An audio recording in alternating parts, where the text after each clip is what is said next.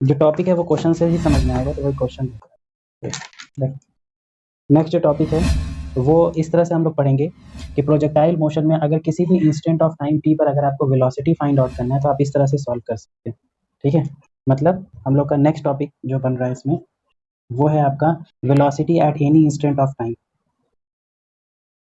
Velocity at any time T, किसी भी time T पर आप वेलोसिटी फाइंड आउट कर सकते हो अगर बॉडी क्या कर रहा हो, प्रोजेक्टाइल मोशन कर रहा हो।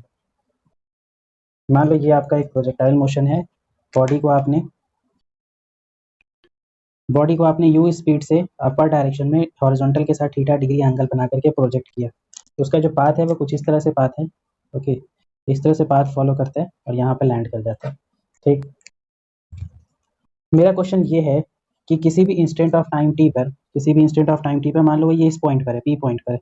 Okay, X comma Y comma T इस पॉइंट पर है, तो मुझको ये बताओ कि इस पॉइंट पर उसका वेलोसिटी क्या है, उस पॉइंट पर उसका वेलोसिटी क्या है। तो याद करो जब मैं आपको बता रहा था मोशन इन 2 डायमेंशन में इंस्टेंटेनियस वेलोसिटी का डायरेक्शन, इंस्टेंटेनियस वेलोसिटी का डायरेक्शन किसी भी पॉइंट पर वही होता है जो टेंजेंट का डायरेक्शन होता है। तो इसका मतलब जब पार्टिकल यहाँ पर है तो इसका डायरेक्शन जो है वेलोसिटी का वो क्या होगा, टेंजेंट एट दिस पॉइंट, तो इस पॉइंट पर टेंजेंट ड्रॉ कर दो, तो ये हो गया आपके वेलोसिटी का डायरेक्शन। ठीक ना, जब पार्टिकल यहाँ पर है तो वेलोसिटी का डायरेक्शन सिंपल है, टेंजेंट ड्रॉ कर दो। इस वेलोसिटी का वैल्यू फाइंड आउट करना है आपको। ओके, अब देखो ये जो वेलोसिटी है, मैंने कहा मोशन इन प्लेन को पढ़ने का बेस्ट मेथड है एक्स और वाई में डील अलग अलग करते हैं, तो इसको एक्स पार्ट में डिजोल्व कर दो और वाई पार्ट में रिजॉल्व कर दो। ये वेलोसिटी का एक्स कंपोनेंट है और ये वेलोसिटी का वाई कंपोनेंट है, रिजॉल्व कर दिया मैंने। अब एक्स में अलग डील करेंगे और वाई में अलग डील करेंगे। अब यहाँ देखो इसको भी रिजॉल्व कर देते हैं, ये हो जाएगा यू एक्स और ये हो जाएगा U Y. Okay, U X का वैल्यू फिगर से लग रहा है कि यू कॉस थीटा हो जाएगा और यू वाई का वैल्यू जो है फिगर के अकॉर्डिंग यू साइन थीटा है।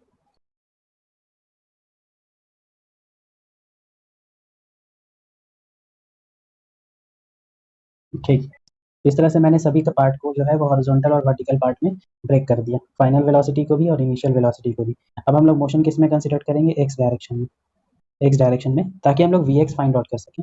ठीक है, तो आपको पता होना चाहिए कि एक्स डायरेक्शन में कैसा इस मोशन होता है, कांस्टेंट वेलोसिटी का मोशन होता है, मतलब एक्स डायरेक्शन में वेलोसिटी जो है वो चेंज नहीं होता है। तो आपका इनिशियल वेलोसिटी एक्स डायरेक्शन में कितना है, यू कॉस थीटा है। तो आप चाहे किसी भी पॉइंट पर चले जाओ, आपका हॉरिजॉन्टल डायरेक्शन में स्पीड चेंज नहीं होगा, इसका मतलब वी एक्स का वैल्यू जो है वो यू एक्स के इक्वल होगा और कितना हो जाएगा, यू कॉस थीटा ही हो जाएगा। ठीक, तो पहला प्रॉब्लम सॉल्व, वी एक्स आपने फाइंड आउट कर लिया। वी वाई फाइंड आउट करने के लिए मोशन कौन से डायरेक्शन में कंसिडर करोगे, वाई डायरेक्शन में। ठीक है, वाई डायरेक्शन में कैसा मोशन होता है, एक्सेलरेटेड मोशन होता है। ठीक है, यू वाई का वैल्यू देखो कितना है, अपर डायरेक्शन में है plus U sign theta. Okay, acceleration in Y क्या है, एक ही एक्सेलरेशन है जो एक्ट कर रहा है, दैट इज जी, तो डाउनवर्ड डायरेक्शन में माइनस जी। टाइम क्या है, टी। वी वाई आपको फाइंड आउट करना है, बताओ कौन सा इक्वेशन यूज करोगे, फर्स्ट सेकंड या थर्ड। आपको यू पता है, ए पता है, टी पता है, वी निकालना। ठीक है, कौन सा इक्वेशन आप यूज कर रहे हो, फर्स्ट इक्वेशन यूज करो, we Y is equal to you Y plus A Y into T. U Y का वैल्यू है you sign theta plus minus G into T. तो इस तरह से आपने वी एक्स भी निकाल लिया और वी वाई भी फाइंड आउट कर लिया। फाइनल वी का फॉर्मूला क्या होगा, V X I cap plus जो भी वैल्यू आएगा वी वाई जे कैप के साथ। ठीक है, इस तरह से आपने वेलोसिटी फाइंड आउट कर लिया। अगर इस वेलोसिटी का मैग्नीट्यूड फाइंड आउट करना है तो बहुत ईजी है, अंडर रूट एक्स कंपोनेंट का स्क्वायर प्लस वाई कंपोनेंट का स्क्वायर, ये मैग्नीट्यूड होगा। अगर आपको ये एंगल फाइंड आउट करना है कि ये जो फाइनल वेलोसिटी है वो हॉरिजॉन्टल के साथ कितना एंगल बना रहा है या अपने एक्स कंपोनेंट के साथ कितना एंगल बना रहा है, तो आप क्या करोगे, सिंपल है, यहाँ पर tan यूज कर लो। Okay, tan alpha is equal to V Y by V X, पहले ही बताया है Y component by X component, ये हो गया डायरेक्शन। इसका मतलब ये हो गया कि आप किसी भी इंस्टेंट ऑफ टाइम टी पर वेलोसिटी फाइंड आउट कर सकते हो इस रिलेशन से, पहले वी एक्स निकालो फिर वी वाई निकालो। ठीक, चलो क्वेश्चन लिखो।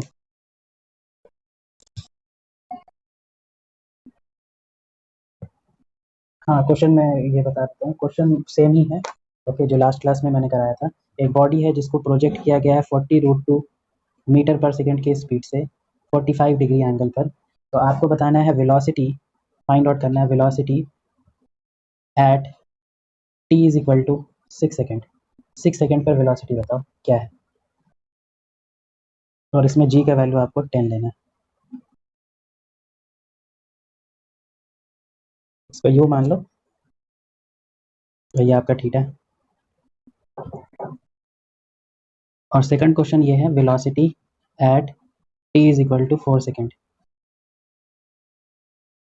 यहाँ देखो, जब आपने इस प्रोजेक्टाइल को प्रोजेक्ट किया होगा तो कुछ इस बात को फॉलो करते हुए यहाँ पर लैंड किया होगा। ओके, यहाँ पर वो लैंड किया, मान लो किसी instant of time T is equal to 6 second पर, वो किसी पॉइंट पर होगा, इस पॉइंट पर मान लो यहाँ पर होगा। यहाँ पर उसका वेलोसिटी का डायरेक्शन क्या होगा, टेंजेंट टू दैट पॉइंट, ये रहा वी। वी फाइंड आउट करने के लिए इसको मैंने रिजॉल्व कर दिया, एक्स कंपोनेंट और वाई कंपोनेंट। ओके, और हम लोग ने यहाँ पर डिस्कस कर लिया है कि एक्स कंपोनेंट में कोई चेंज नहीं होता है, वी एक्स का वैल्यू यू एक्स के इक्वल होता है और you cos theta. Okay, you का वैल्यू 40√2 है और कॉस 45 जो है 1/√2। इसका मतलब वी एक्स का वैल्यू तो हो गया 40 मीटर पर सेकेंड। ओके, उसी तरह से वी वाई निकालने के लिए हम लोग ये इक्वेशन यूज़ करेंगे, you sine theta. You sine theta का वैल्यू भी 40 आएगा। ओके, माइनस जी का वैल्यू 10 लेना है और इसका वैल्यू 6 दिया हुआ है, तो -20 मीटर पर सेकेंड। अब ये आ गया answer. Final velocity v is equal to V X I cap, मतलब 40 I cap minus 20 J cap. सही है बिल्कुल। वी वाई आप देखो डाउनवर्ड डायरेक्शन में, इसलिए नेगेटिव में आ रहा है। अगर इसका मैग्नीट्यूड निकालना होगा इस वेलोसिटी का, तो अंडर रूट 40 का स्क्वायर प्लस 20 का स्क्वायर। अगर आपको फाइंड आउट करना है कि ये हॉरिजॉन्टल के साथ कितना एंगल बना रहा है, तो tan alpha is equal to Y component कितना है, Y component 20 by X component 40, तो alpha is equal to tan inverse 1/2। ये हो गया डायरेक्शन, ये हो गया मैग्नीट्यूड और ये हो गया वेक्टर। समझ में आ गया। सेकंड क्वेश्चन क्या है, velocity at T is equal to 4 second. Okay, अब ये क्वेश्चन मैंने क्यों दिया, क्योंकि इससे आप एक इंपॉर्टेंट रिजल्ट सीखने वाले हैं। ठीक है, velocity at T is equal to 4 second. 4 second पर वेलोसिटी क्या होगा, फिर से वैसे ही सॉल्व करेंगे, इस फॉर्मूले में पुट कर देंगे। 4 सेकंड पर हाँ, 4 सेकंड पर वेलोसिटी फाइंड आउट करने के लिए यही मेथड यूज़ करेंगे। तो फिर से आप देखो, आपका वी एक्स का जो वैल्यू होगा वो यू एक्स के इक्वल हो जाएगा और यू कॉस थीटा। फिर पुट करोगे कितना आएगा, 40 मीटर पर सेकंड आएगा।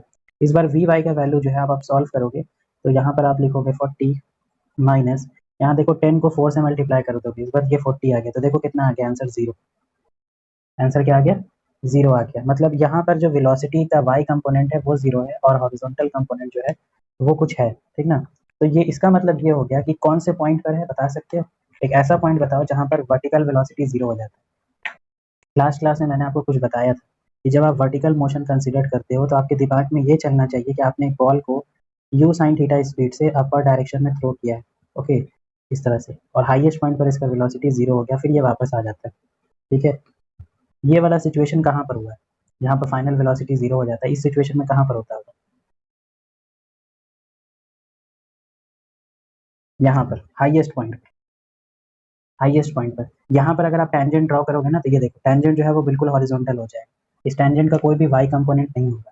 ओके, इस टेंजेंट का मतलब क्या हुआ, वेलोसिटी का डायरेक्शन। तो आप देख सकते हो आपका वेलोसिटी जो है वो कम्प्लीटली हॉरिजॉन्टल है, तो इसका वाई कंपोनेंट क्या है, 0। तो यही मैं आपको बताना चाह रहा हूँ कि आपको जो इंपॉर्टेंट पॉइंट है वो ये है, at H max at the maximum height, ये पॉइंट को हम लोग कहते हैं मैक्सिमम हाइट, बताया था ना, एच मैक्स। ठीक है, तो जब पार्टिकल अपने एच मैक्स पोजीशन पर होता है, तो एट एच मैक्स पोजीशन पर आपका वर्टिकल वेलोसिटी क्या हो जाता है, 0, और हॉरिजॉन्टल वेलोसिटी वो तो कभी चेंज ही नहीं होता है, वो यू एक्स के इक्वल हो जाता है। ठीक है, तो ये आपको याद रखना है, at maximum height vertical velocity is 0 और horizontal velocity is U X. Okay, इसका मतलब हाईएस्ट पॉइंट पर आपका जो वेलोसिटी है अ, वो यू हाईएस्ट पॉइंट पर जो आपका वेलोसिटी है v, ओके, वो किसके इक्वल हो जाएगा, वी एक्स के ही इक्वल हो जाएगा, और वी एक्स का वैल्यू जो है वो यू एक्स के इक्वल है। ओके, तो अगर मैं कुछ पूछूं कि इस क्वेश्चन में हाईएस्ट पॉइंट पर आपका वेलोसिटी क्या होगा, तो हाईएस्ट पॉइंट पर आपका वेलोसिटी यहाँ से देख लो, आपने सॉल्व भी कर दिया है। फाइनल वेलोसिटी जो है एक्स कितना हो गया 40, ओके, और ये कितना है 0, तो सिर्फ कितना आया 40 आई कैप आया। इसका मतलब कंक्लूड ये किया कि जब पार्टिकल हाईएस्ट पॉइंट पर होता है तो उसका वर्टिकल कंपोनेंट ऑफ वेलोसिटी 0 होता है और हॉरिजॉन्टल कंपोनेंट जो है वो एज यूजुअल यू एक्स के इक्वल होता है। तो इसका मतलब हाईएस्ट पॉइंट पर आपका वेलोसिटी का आपका जो वेलोसिटी है आपका जो वेलोसिटी है वो यू एक्स के ही इक्वल है। हाईएस्ट पॉइंट पर जो आपका वेलोसिटी है वी, ओके, वो यू एक्स के ही इक्वल है। ठीक, क्योंकि यू एक्स के इसलिए इक्वल है क्योंकि इसका वी वाई कंपोनेंट क्या है, 0 है, और वी एक्स कंपोनेंट जो है वो यू एक्स के इक्वल होता है, इसलिए मैंने डायरेक्ट लिख दिया हाईएस्ट पॉइंट पर वेलोसिटी यू एक्स के इक्वल है। इसी चीज़ को मैं फिगर में अच्छे से समझा देता हूँ क्योंकि एक इंपॉर्टेंट पार्ट है। जैसे आपने किसी बॉल को प्रोजेक्ट किया, इस तरह से आपने प्रोजेक्ट किया u वेलोसिटी से थीटा एंगल के साथ, वो इस तरह से आगे जा रहा है, प्रोजेक्टाइल मोशन करता है। तो देखो किसी भी इंस्टेंट ऑफ टाइम t पर, किसी भी इंस्टेंट ऑफ टाइम t पर यहाँ पर मान लो उसका वेलोसिटी ये है, तो इस वेलोसिटी का दो कंपोनेंट होगा, ये और ये, ठीक है, यहाँ पर है वो, यहाँ पर वेलोसिटी का दो कंपोनेंट होगा, दिस हॉरिजॉन्टल एंड वर्टिकल। मगर जब वो बिल्कुल एच मैक्स पर होगा, हाईएस्ट पॉइंट पर होगा, उसके वेलोसिटी का एक ही कंपोनेंट होगा, कंप्लीट हॉरिजॉन्टल, इसको आप रिजॉल्व नहीं कर पाओगे, ठीक है। यही चीज़ मैं कह रहा हूँ कि हाईएस्ट पॉइंट पर आपका जो वेलोसिटी है वो Vx के इक्वल होगा, और Vx जो है वो Ux के इक्वल है, और फिगर में देखो तो Ux का वैल्यू जो है वो u cos थीटा है। ये एक इंपॉर्टेंट पार्ट है, और बाकी सभी पॉइंट पर दोनों वैल्यू होगा, Vx भी होगा और Vy भी होगा, ओके। Vx फाइंड आउट करने में कोई प्रॉब्लम नहीं है, वो Ux के ही इक्वल हो जाता है, इसमें थोड़ा सा वर्क करना पड़ता है, ठीक। नेक्स्ट जो हम लोग का टॉपिक है वो है equation of trajectory. Trajectory, last class में मैंने आपको ट्रैजेक्टरी के बारे में बताया था। ट्रैजेक्टरी वो पाथ होता है जो प्रोजेक्टाइल फॉलो करता है, ये जो प्रोजेक्टाइल इस पाथ को फॉलो कर रहा है ना, इसी पाथ को कहते हैं ट्रैजेक्टरी। तो इसका इक्वेशन आपको बनाना है, ठीक ना, इसका इक्वेशन क्या बनेगा, तो इसका इक्वेशन जो है वो लास्ट क्लास से ही स्टार्ट होगा। लास्ट क्लास में मैंने आपको इसका डेरिवेशन करा रहा था, लास्ट क्लास में मैंने आपको ये डेरिवेशन कराया था, जिसमें मैंने आपको किसी भी पार्टिकुलर टाइम टी पर एक्स का वैल्यू फाइंड आउट किया था, किसी भी पार्टिकुलर पॉइंट टी पर मैंने वाई का वैल्यू, ये इक्वेशन फाइंड आउट किया था, वाई डिस्प्लेसमेंट, एक्स डिस्प्लेसमेंट और वाई डिस्प्लेसमेंट, ओके। तो इक्वेशन ऑफ ट्रैजेक्टरी कहने का मतलब ये हो गया कि एक्स और वाई में क्या रिलेशन है ये आप बताएं, ठीक ना, एक्स और वाई में क्या रिलेशन है ये बताएं, क्योंकि जब आप बॉडी प्रोजेक्टाइल करते हो तो इसका एक्स कोऑर्डिनेट भी चेंज होता है, वाई कोऑर्डिनेट भी चेंज होता है टाइम के साथ। तो अगर आपको एक्स का वैल्यू पता है तो वाई आप कैसे निकालोगे, तो उसके लिए आपको एक्स और वाई में रिलेशन चाहिए, इसी एक्स और वाई के रिलेशन को हम लोग कहते हैं इक्वेशन ऑफ ट्रैजेक्टरी। तो इन दोनों में एक ही टर्म जो है वो कॉमन है, वो है टाइम टी, ओके। टी को हम लोग क्या करेंगे, टी से हम लोग फाइंड आउट कर सकते हैं, यहाँ से टी का वैल्यू फाइंड आउट करके इस इक्वेशन में पुट कर देंगे।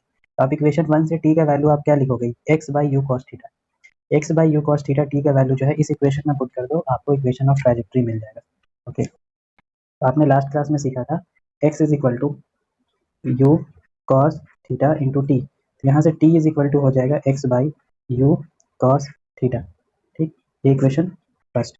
और वाई का इक्वेशन आया था U sign theta T minus half G T square, equation 2। एक काम करो, इक्वेशन 1 टी का वैल्यू जो है इक्वेशन 2 में पुट कर दो, ठीक।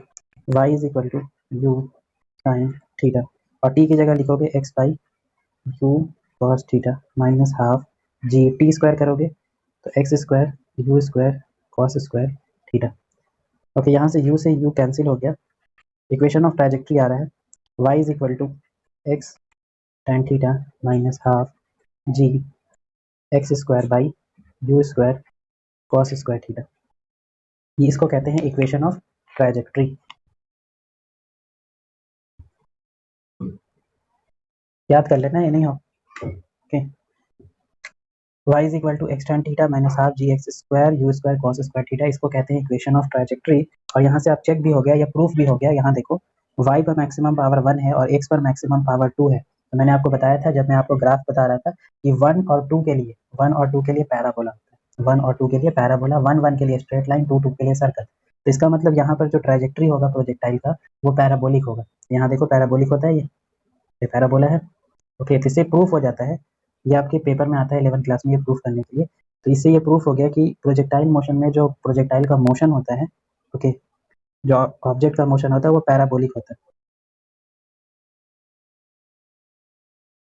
इससे ये प्रूफ हो जाता है। ये प्रूफ करने के लिए आता है आपको 11th क्लास में, तो आप इसी तरह से प्रूफ करोगे। पहले आप एक्स का वैल्यू फाइंड आउट करोगे, फिर वाई का वैल्यू फाइंड आउट करोगे, दोनों में से टी कॉमन करके इक्वेट कर दोगे। नोट्स में बहुत अच्छे से डेरिवेशन किया हुआ है, ठीक है, आप बिल्कुल वैसे ही जाकर के छाप देना।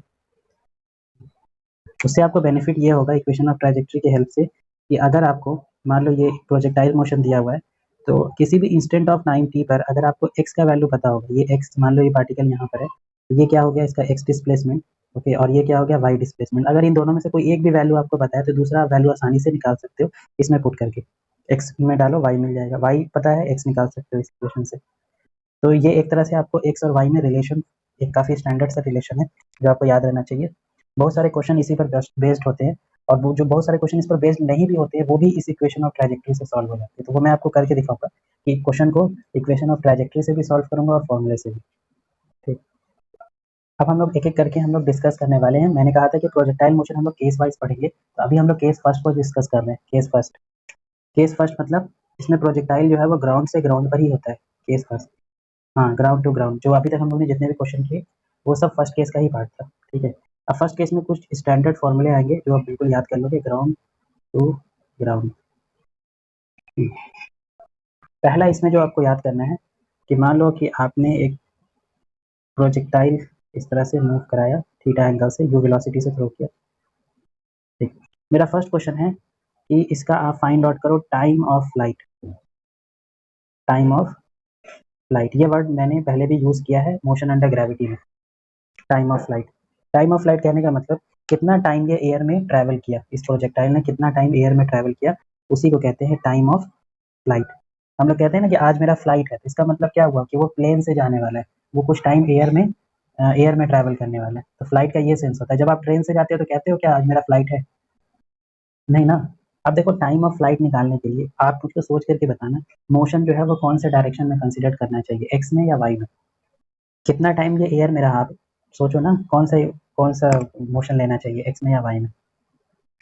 लास्ट क्लास में मैंने आपको बताया था कि जब आप एक्स में डील करते हो तो सिंपली माइंड में रहना चाहिए एक बॉल है जो हॉरिजॉन्टली मूव कर रहा है, ठीक। और जब आप वाई डायरेक्शन को कंसिडर करते हो माइंड में ये रहना चाहिए कि एक बॉल है जिसको आपने अपवर्ड डायरेक्शन में थ्रो किया। तो अब आपको समझ में आ गया होगा टाइम ऑफ फ्लाइट निकालने के लिए मोशन को है ना वाई डायरेक्शन में कंसिडर करना है, क्योंकि यही वो मोशन है जो एयर में ट्रैवल कर रहा है, ठीक है। तो टाइम ऑफ फ्लाइट निकालने के लिए आपने मोशन को जो है वाई डायरेक्शन में कंसिडर कर लिया, taking motion in y direction. तो सब कुछ वाई डायरेक्शन वाला ही लेंगे, सारे वेक्टर वाई डायरेक्शन वाले होंगे। तो यू वाई का वैल्यू फिगर से देख सकते हो, ये आपका यू वाई है अपर डायरेक्शन में, कितना है plus U sine theta. Acceleration आपको पता है एक ही एक्सेलरेशन है जी, जो डाउनवर्ड डायरेक्शन में एक्ट कर रहा है, तो एक्सेलरेशन इन वाई क्या है, माइनस जी। फाइंड आउट क्या करना है, time t, okay.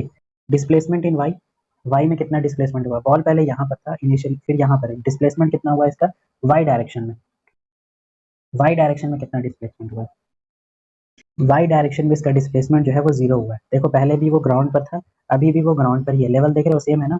Vertical displacement इसका कितना है, जीरो। हाँ तो यहाँ कितना हो गया, वर्टिकल डिस्प्लेसमेंट क्या हो गया, जीरो हो गया, ठीक।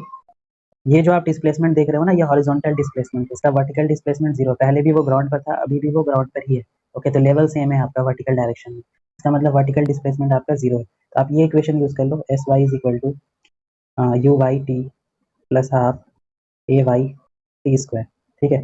वैल्यू पुट कर दो, zero is equal to you sign theta, time की जगह time of flight, plus half acceleration की जगह माइनस जी, और टी की जगह टी स्क्वायर, इसको यहाँ भेज दो।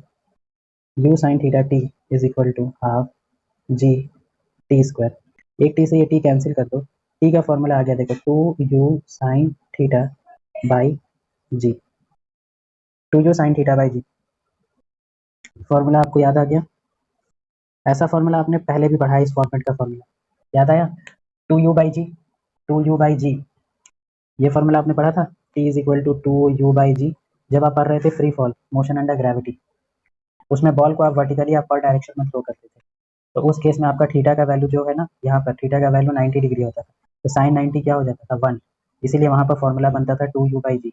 इस तरह से आप इसको कह सकते हो कि ये जनरल फॉर्मूला है किसी बॉल को थ्रो करने का। तो टाइम ऑफ फ्लाइट का फॉर्मूला याद कर लो, two you sign theta by G, okay. Two you sign theta by G, या आप इसको ऐसे भी लिख सकते हो, यू साइन थीटा जो है वो यू वाई की इक्वल है, यहाँ देखो यू साइन थीटा जो है वो यू वाई की इक्वल है, तो टाइम ऑफ फ्लाइट का ये भी फॉर्मूला सही है, two you Y by ji, two you Y by G. इससे एक चीज़ तो क्लियर हो गया कि आपका टाइम ऑफ फ्लाइट जो है वो सिर्फ और सिर्फ डिपेंड करता है, वो सिर्फ और सिर्फ डिपेंड करता है आपके वर्टिकल वेलोसिटी पर। इससे ये प्रूफ हो गया कि आपका जो टाइम ऑफ फ्लाइट है वो यू वाई पर डिपेंड करता है, यू एक्स पर डिपेंड नहीं करता है, ठीक है। अब इसमें जो सेकंड है वो है आपका एच मैक्स। एच मैक्स कहने का मतलब ये जो मैक्सिमम हाइट इसने अटेंड किया एच मैक्स, इसका वैल्यू आपको फाइंड आउट करना है, एच मैक्स का वैल्यू, ठीक है। तो एच मैक्स फाइंड आउट करने का मतलब ये हो गया कि आपसे ये क्वेश्चन पूछा जा रहा है कि आपने एक बॉल लिया और उसको है ना अपर डायरेक्शन में थ्रो किया, तो बताओ वो मैक्सिमम कितना हाइट अटेंड करता है। तो जब मैं एच मैक्स आपसे पूछ रहा हूँ तो आपके माइंड में ये वाला मैप बनना चाहिए। एच मैक्स निकालने के लिए मोशन कौन से डायरेक्शन में कंसिडर करेंगे, वाई डायरेक्शन में, ठीक है। तो बस इससे सॉल्व हो जाएगा। मोशन जब आप वाई डायरेक्शन में कंसिडर करते हो तो यू वाई का value you sine theta, acceleration का वैल्यू माइनस जी होता है, ठीक है। तो इसी में थोड़ा सा और आगे बढ़ जाएंगे। ये जो आपका एच मैक्स है, ये जो एच मैक्स है, ये किसका वर्क करेगा? डिस्प्लेसमेंट का वर्क करेगा, डिस्प्लेसमेंट इन वाई।